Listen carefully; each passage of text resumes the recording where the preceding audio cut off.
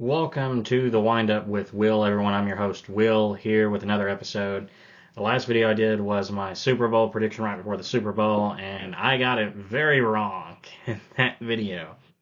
I said the Chiefs would win 35-31. I thought it'd be a close game, and I thought regardless of who won, it would be a great game.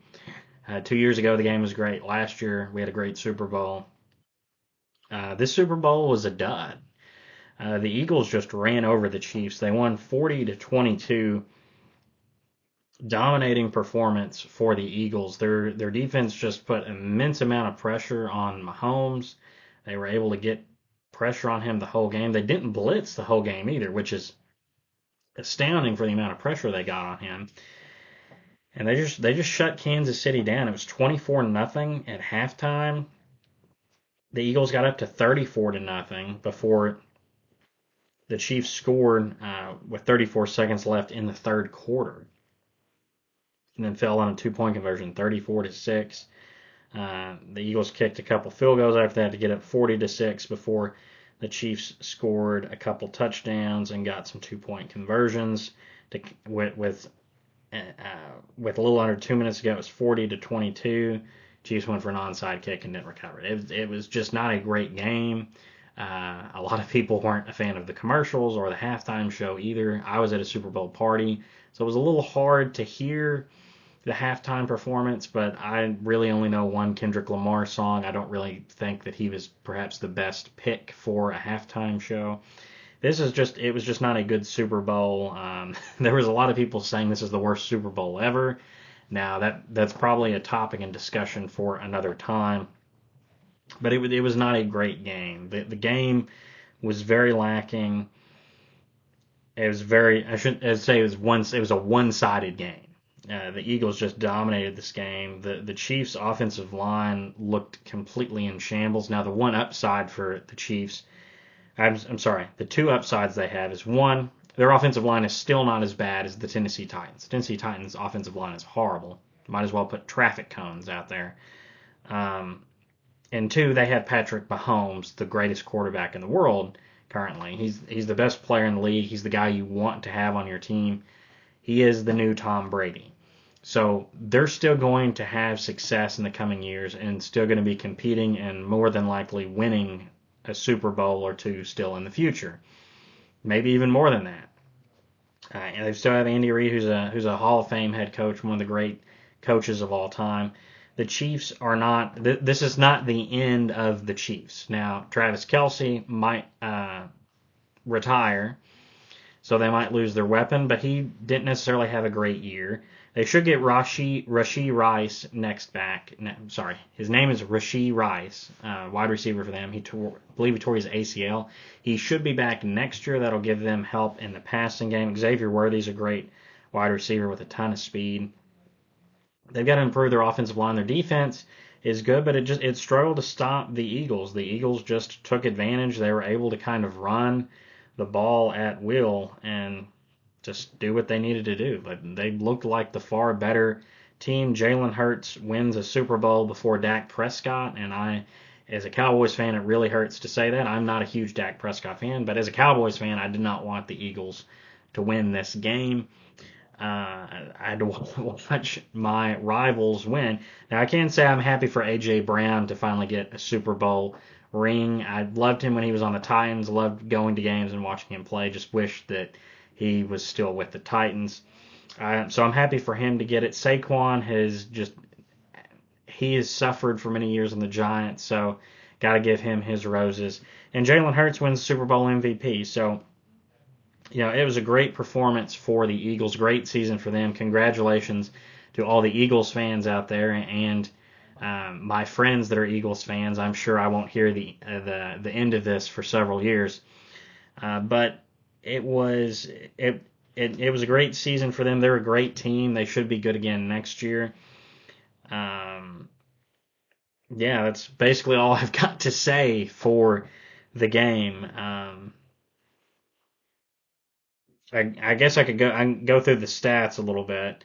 So Patrick Mahomes was 21 of 32 for 257 yards, 3 touchdowns, and 2 interceptions. Those were key moments too when he threw those interceptions. One of them was a pick six, so it gives the Eagles 6, and then the other one was in good field position for the Eagles. And those were still in moments in the game where it was fairly early on, and you felt like, hey, like the Chiefs just need to get a drive and score, and then get a stop for the Eagles, and all of a sudden they're kind of back in the game maybe. But those interceptions just took all doubt away from that. I believe there was a fumble too. Let me pull up the stats here. Yeah, Patrick Mahomes lost a fumble through 2 interceptions. He was sacked multiple times. Uh, Let me go through the stats. So Patrick Mahomes was 21 of 32 for 257 yards, 3 touchdowns, 2 interceptions, and a fumble lost. Rushing, Kansas City could do nothing rushing. Patrick Mahomes was their leading rusher, 4 carries for 25 yards. Kareem Hunt only had 9 yards on 3 carries. Samaje Perine, 8 yards on 1 carry. And Isaiah Pacheco had 7 yards on 3 carries. Receiving wise, Xavier Worthy had 8 catches for 157 yards and 2 touchdowns. Most of that, though, came in the second half. Travis Kelce had 4 catches for 39 yards.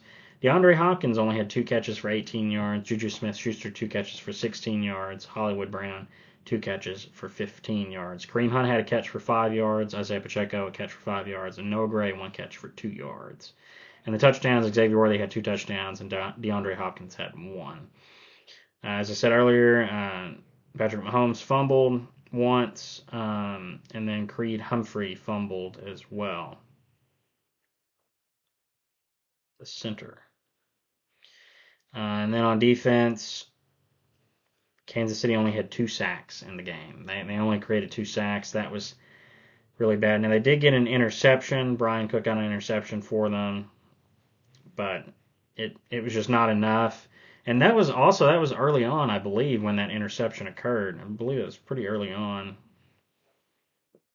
Yeah, it was the 5th possession of the game. The Eagles threw an interception. They were only up 7-0, and it felt like the Chiefs are still in this game. But just a few possessions later, they threw the pick six to go down 17-0. And so that was really a huge swinging moment in the game that just took it the other way. Let's go over the Eagles stats. Jalen Hurts had completed 17 of his 22 passes for 221 yards, 2 touchdowns, and an interception. He had 11 carries for 72 yards and a touchdown. Saquon Barkley had 25 carries for 57 yards.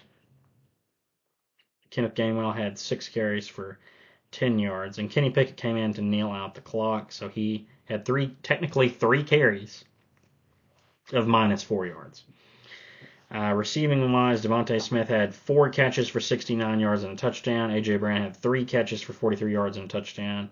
Jahan Dotson, 2 catches for 42 yards. Saquon Barkley had 6 catches for 40 yards. And Dallas Goedert had 2 catches for 27 yards. And then Milton Williams recovered the fumble for the Eagles, recovered Mahomes' fumble, I should say. And the Eagles just dominated on defense. They had 6 sacks in this game, 6 tackles for loss. They created 3 turnovers. Just an all-around masterclass by the Eagles in this game. Everything went their way. Everything went for the Chiefs. There's a lot of people saying the Chiefs never left their hotel. There was people joking, saying the Dallas Cowboys stole the Chiefs uniforms and put them on. All joking aside, the Eagles had a great season, and they had a great Super Bowl. They just dominated this game, and the Chiefs just did not look prepared for this. So clearly they need to address the offensive line and find a way to reestablish the run. They need to get that back. That's what they need to do next year. And their offense had its struggles throughout this year. They only scored 30 points once in the entire season, including the playoffs. So the Chiefs have got to look to recreate their offense in some way, or change their offense to where it is more dynamic or explosive and has more of the run involved, or maybe they control the clock more.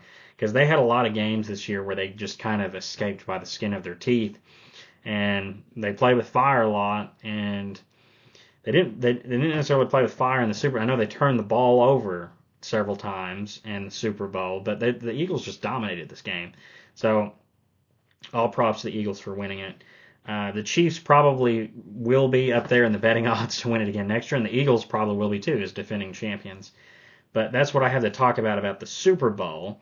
Now, there's something else going on this weekend that I wanted to talk about in the video, and that is the Four Nations Faceoff that the NHL is running, and that is the hockey national teams of the United States, Canada, Finland, and Sweden competing in kind of like a World Cup of hockey. And it's just four teams competing in it. And if you look throughout the course of international hockey, there's the having like World Championships or the World Cup of hockey, and even at times the Olympic gold for the Winter Olympic, the Olympic game, the Olympic Games, having hockey in the Olympic Games, have not always lined up where you have the best players playing or teams playing. And the World Cup of Hockey has only been done 3 times in the span of like 30 years. So there's a lot lacking for international hockey of having the top players and top nations face each other consistently. And so a lot of people are excited about this. I'm excited about this. And this started this week. I'll give you a rundown of exactly how this is working and some of the players playing in it, as well as who has a chance to win this thing. So let's get into the Four Nations Face-Off. So the Four Nations Face-Off, as I said earlier, it's between the United States, Canada, Finland, and Sweden, four of the better ice hockey teams in terms of international play. Now, Russia is not in this. There's been a lot of international bans on Russia due to the war in Ukraine. So, unfortunately, we're not getting to see the top Russian players in this tournament. But this is how it's going to work. They're going to do a round robin where all four teams play each other. So you play the other three teams once apiece. I think all the games are hosted in Canada. And they're going to do a round robin where you play everyone, and then the top two teams face each other in a championship round. So and you get points for the games, but they do it slightly differently than how the NHL does its points. So if you win a game in regulation, you get 3 points. If you win a game in overtime, you get 2 points. And if you lose a game in overtime, you get 1 point. If you lose in regulation at all, you get 0 points. So I think this is done to maybe be like a tie-breaking situation where you got four teams, you're only playing 3 games. You got to have some way to prevent it from being where you maybe have some teams with similar records, and just to have a point system that kind of breaks that apart where you can differentiate some teams. So I think that's why they're doing it that way.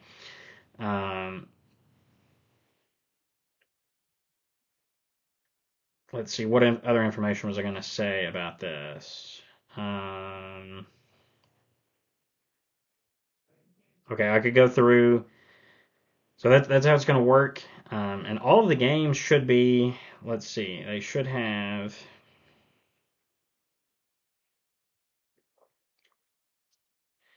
Thursday, United States and well, I'll go through this a little bit before I go to the actual games. So the betting odds, USA is the favorites, followed closely by Canada, then Sweden, and then Finland being the last team.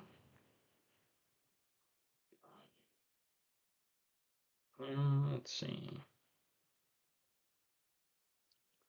Should be, where is the rosters? No, that's not what I want. Thought I pulled up the right article that had the rosters.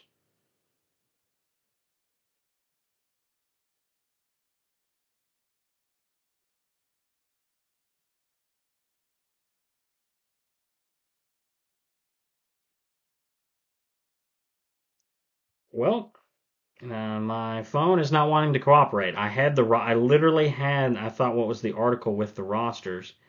Let me do it this way.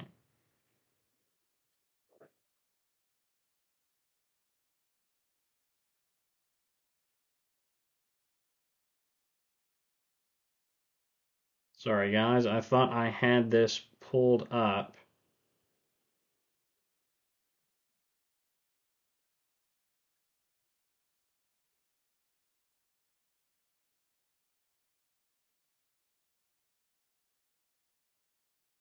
Okay.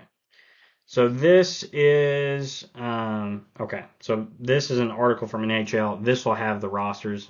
ESPN's kind of wonky with their articles. So this is a little more information on it. All games of the Four Nations Faceoff will be played in accordance with NHL rules, except the following: overtime will be 10 minutes instead of 5 for round robin games, even though the championship will be a full 20 minutes.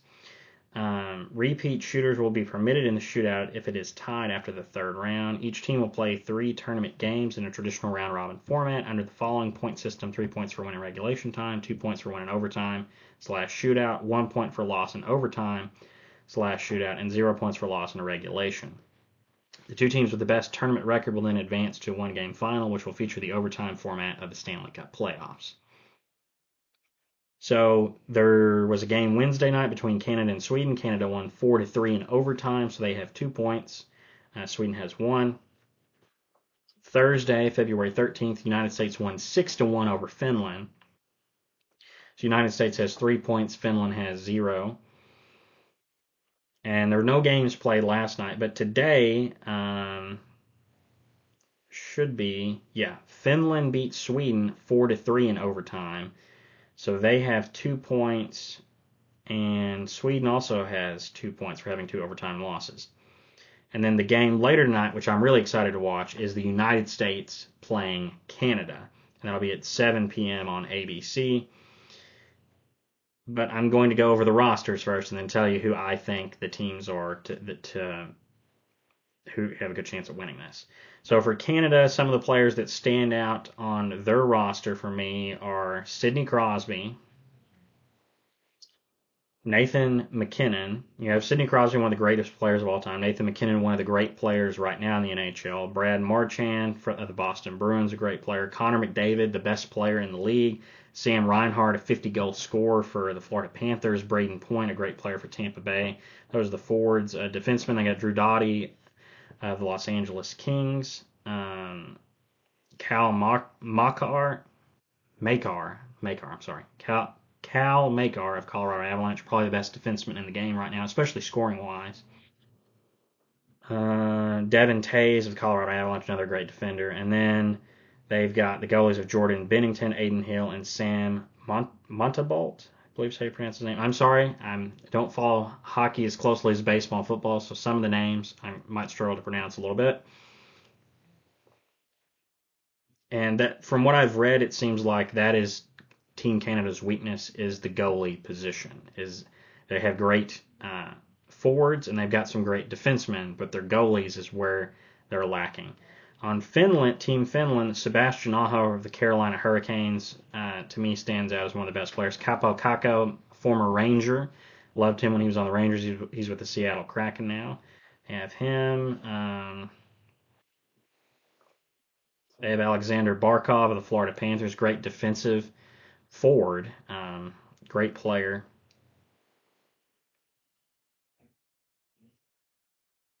I'm trying to look. I got Urho Vakaninian of the New York Rangers. And their goalies are Kevin Lankinen, Ukko-Pekka Luukkonen, and Jussi Saros of the Nashville Predators. I think Finland, like based on their roster, looks like one of the weaker teams in this. Team Sweden, they've got Philip Forsberg of the Nashville Predators. They've got Nyquist of the Predators. They have Mika Zibanejad of the New York Rangers. He's a great center in the game. Having a little of a down year this year, but he is still a great player. Victor Arvidsson of the Oilers. On defense, on defenseman, I got Erik Karlsson of the Penguins. Victor Hedman of the Lightning. On goalies, Samuel Ersson of the Flyers. Philip Gustavin of the Wild. Linus Ullmark of the Senators. And then the United States has a really talented roster as well that kind of rivals Team Canada with Jack Eichel of the Golden Knights, Jack Gensel of the Lightning, Jack Hughes of the Devils, Chris Kreider of the Rangers, Austin Matthews of the Maple Leafs, JT Miller of the Rangers, Brady Tkachuk of the Senators, Matthew Tkachuk of the Panthers, Vincent Trocheck of the Rangers, Defensemen, they got Adam Fox of the Rangers, who's one of the better defensemen in the game. And in goalie, they got Connor Halbachek, the reigning Vezina Trophy winner, and perhaps the favorite to win it again this year of the Winnipeg Jets. Jake Ottinger of the Stars and Jeremy Swayman of the Bruins ran out the goalies. I think goalie-wise, the Rangers maybe have the best goalie. I'm not the Rangers. Too much focused on the Rangers. The Team USA might have the better goalies and have a very talented forward, probably maybe a little more depth overall at forward than Team Canada, even though Canada obviously has some really talented guys. I think Team Canada maybe also has the better defensemen. But the United States and Canada are two really even teams. I think the United States has slightly better goaltending. I think that it's going to come down to the United States and Canada, that they're going to rematch in the championship. And I'm going to pick Team USA. I'm going to be a homer and pick Team USA to win it. I think it'll be close, though. I'll go 4-3 in overtime in the championship. But I could see Team Canada winning. They're very talented. But I'm gonna be a little bit of a patriot and pick the United States to win it. But I hope you guys watch the Four Nations. I'm really excited to watch Team USA later tonight. And I hope you watch the Super Bowl, even if it was kind of a letdown of a game. But that's all I have for this video. Let me know your thoughts in the comments down below. Let me know your thoughts on the Super Bowl, who you think is going to win the Four Nations, who's the favorite to win the Super Bowl next year. Let me know in the comments down below, and I will see you guys in the next video. Bye-bye.